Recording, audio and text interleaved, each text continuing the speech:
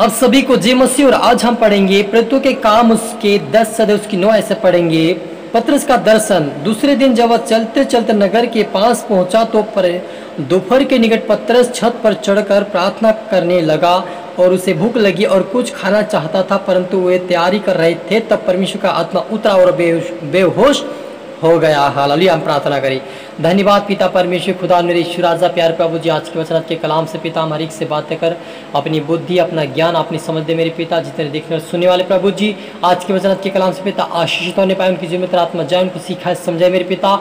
जैसे प्रभु पिता परमेश्वर आपने दर्शन देकर पत्र से बातें की, वैसे हर एक व्यक्ति से बातें करे और सपने द्वारा सुंदर बातें करे और मजबूती कर आत्मिकता और प्रार्थना वचन में मजबूत में आपके राज्य की वारिस बने सोने दे मेरे पिता। आपकी चपर आप बड़े में खटे प्रार्थना में यीशु तेरे मीठे मधुर नाम से मांगते हैं, आमीन। तो मेरे अजीजों क्या हुआ कि जब तीसरे पहर दोपहर के समय तीसरे पहर जब पतरस प्रार्थना करने के लिए चढ़ा तो क्या उसे भूख लगी और खाना चाहता था, लेकिन फिर भी वो प्रार्थना करने लगा तो क्या उसका परमेश्वर का आत्मा उसके ऊपर उतरा और बेहोश हो गया, बेशुद्ध हो गया। और उसे क्या दिखाई दिया कि आकाश खुल गया और एक पात्र बड़ी चादर के समान चारों को लटका हुआ पृथ्वी की ओर उतर रहा है, और जिसमें पृथ्वी के सब प्रकार की चौपाई रेंगने वाले जंतु और आकाश के पक्षी थे। उसे एक ऐसा शब्द सुनाई दिया कि पतरस उठ और मार खा। पतरस ने उससे मना किया कि मैं अशुद्ध वस्तु नहीं खा सकता। हालेलुया। मेरे अजीजों, हम ऊपर पढ़ते वहाँ पे कुरनेलियुस भी जब परमेश्वर का दास है वो कुरनेलियुस जब प्रार्थना तीसरे प्रकार तो उसे भी परमेश्वर दर्शन देकर कहा था कि तेरी प्रार्थना सुन ली गई और तेरे दान परमेश्वर के सामने स्मरण किए गए हैं, इसलिए उठ और पतरस को अपने यहाँ बुला ला। इस दर्शन को जब हम देखते मेरे अजीजों तो पतरस को ये दर्शन यहाँ पर दे रहा है कि तू अशुद्ध कई प्रकार के वस्तु से उठ और मार खा। यानी बहुत सारे जैसे लोग हैं परमेश्वर के लोग या मसीह विश्वासी लोग हैं सोचते हैं कि ये जानवर के बारे में बताया गया, लेकिन ये उसके बारे में नहीं बताया गया। ये पतरस को इस बारे में बताया गया कि हमें जो अविश्वासी चाहे विश्वासी चाहे यहूदी चाहे यूनानी सभी को हमें अशुद्ध नहीं कहना है। सभी लोगों को हमें क्या करना है, एक समान गिनना है, क्योंकि यीशु मसीह ने कहा किसी का पक्षपात नहीं करना। पहले पुराने समय में था कि परमेश्वर के नियम में ऐसा था कि एक पवित्र स्थान, अति पवित्र और महापवित्र स्थान, 3 स्थान पाए जाते थे। और वहाँ पहले स्थान पे जो पहला महापवित्र स्थान है वहाँ पर परमेश्वर का सेवक ही जाया करता था, याजक के लोग, लेकिन जनरल लोग नहीं जा पाते थे और सिर्फ एक ही व्यक्ति। लेकिन आज हम देखते तो प्रभु यीशु मसीह ने सभी को हमें उसके पास जाने का, उससे प्रार्थना विनती करने का, पश्चाताप करने का मौका दिया है। तो हमें ये वचन हमें सिखाता है कि हमें किसी का पक्षपात नहीं करना है, चाहे पापी हो चाहे धर्मी हो चाहे बड़ी जात को चाहे छोटी जात का, क्योंकि जातिवाद परमेश्वर ने नहीं बनाया है। हालेलुया। किसी ने जात नहीं बना, अपने अपने मनुष्य अपने मन की इच्छा के अनुसार काम के अनुसार जिससे उन्होंने काम किया वैसे उन्होंने अपनी जाति बनाई और लोगों ने जाति को ऊंच नीच में बदल डाला।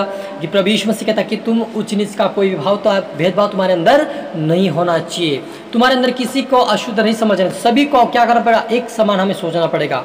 क्योंकि जब हम यीशु मसीह ने एक उदाहरण देखी तो एक बीज बोने वाला निकला, जब बीज बो के चले आया तो जब रात निकली तो रात के समय किसी ने जंगली बीज बो दिया, और जब वो भी उगने लगे उसके साथ में तो स्वामी से जो उसके सेवक लोग थे कहने लगे कि हे मालिक, जंगली बीज हमने तो नहीं बोया, उग गए इसमें बीच के अंदर उसके बीच में उग निकले हैं तो उनका हम उखाड़ डाले। लेकिन प्रभु यीशु मसीह ने कहा कि उन्हें उस स्वामी ने कहा कि हमें उसको उखाड़ना नहीं है। यदि हम जंगली बीज को उखाड़ेंगे तो क्या करेंगे, क्या हो जाएगा, जो ओरिजिनल हमने बीज अच्छा बोया वो भी उसके साथ जड़ ढील हो जाएंगे और वो भी उखड़ के उनके साथ आ जाएंगे। इसलिए क्या करते हैं, दोनों को बड़े होने दो। यानी प्रभु यीशु मसीह आज इस वचन के द्वारा दर्शित और पतरस को कहता है किसी का पक्षपात नहीं करना है, ऊंच नीच हमें नहीं करना है, हमें यहूदी यूनानी नहीं गिनना है, लेकिन हमें सबको चाहे पवित्र चाहे यहूदी चाहे सामरी जो भी लोग हो सबको एक समान हमें गिनती लेना है, किसी का पक्षपात हमें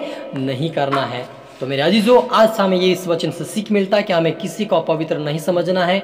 प्रभु यीशु में सबका न्याय करेगा, क्योंकि प्रभु कहता है कि सभी दोनों को बढ़ने दो। एक दिन न्याय करे तो उसी दिन क्या करेंगे, अच्छे बीज अलग करेंगे, भूसी को अलग करके जला देंगे। तो वहाँ पर मुझे न्याय करने की ज़रूरत नहीं है कि वो ये है या फलाना है या डिमका है। हमें किसी का पक्षपात किसी का ऊपर दोष लगाने का हमें कोई भी प्रभु यीशु मसीह ने हक नहीं दिया है, क्योंकि प्रभु यीशु ने कहा कि तुम्हारे सताने वालों के लिए प्रार्थना करो, तुम्हारे पर कोई दोष लगे उसके लिए प्रार्थना करो, तुम्हारे दुश्मन को तुम क्षमा करो। यानी हमें किसी को भी किसी ऊपर दोष नहीं लगा सकते, किसी को पवित्र किसी को अपवित्र हम नहीं कह सकते, क्योंकि परमेश्वर ने जब पक्षपात नहीं किया तो हम पक्षपात करने वाले कौन होते? हालेलुया। क्योंकि यीशु मसीह ने कहा न्याय तुम्हारा काम नहीं, न्याय करने का काम मेरा है। इसलिए प्रभु यीशु मसीह सबका न्याय करेगा। इसलिए आप और मुझे आज से किसी का पक्षपात नहीं करना है, किसी को पवित्र नहीं समझना, लेकिन सभी को प्रभु की योग्य समझकर चलना है और सभी को प्रभु के सामने लाना है, ताकि वो भी प्रभु के राज्य के वारिस बने। किसी से नफरत नहीं करना कि वो मुझसे नफरत किया मैं उससे करता हूँ, ये ऐसा व्यक्ति मैं उससे वैसा करता हूँ, ऐसा में व्यवहार नहीं करना है। जैसे उन्होंने किया उसके साथ हमें ऐसा नहीं करना है, लेकिन हमें क्या करना है?